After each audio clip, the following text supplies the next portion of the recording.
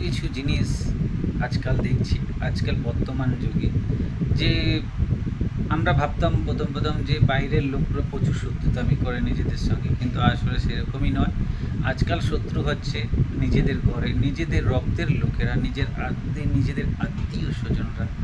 যেমন তোমার ভালো চলা দেখতে পারবে না, তোমার ভালো মন্দ দেখতে পারবে না, তুমি কি করতে চলেছো কি না করতে চলেছো তাদের সামনে যদি শেয়ার করে দেওয়া যায়, তারা কিন্তু এই বিষয়ে নিশ্চয়ই তোমার পিছনে আলোচনা করবে, হাসি ঠাট্টা করবে। নিজের ফ্যামিলির মধ্যে নিজের লোকেরা চাইবে না যে তুমি এগিয়ে যাও, একটা ভালো রাস্তায় যাও। এটা আমি প্রায় দেখছি, বিশেষ করে আমার ফ্যামিলির মধ্যে।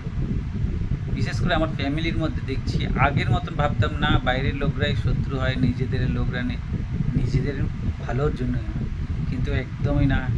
দুনিয়াটা বর্তমানের সঙ্গে সব কিছু উল্টে গেছে। যেমন নিজের বাড়ির লোক যদি শুনেও যে একটা ভালো কাজ হচ্ছে বা ভালো জিনিস পড়ছে, ভালো চলছে, সেটাই কাজ নিজেদের লোকের মানে সহ্য হয় না। নিজেদের মধ্যেই আজকাল শত্রুতা অনেক বেশি।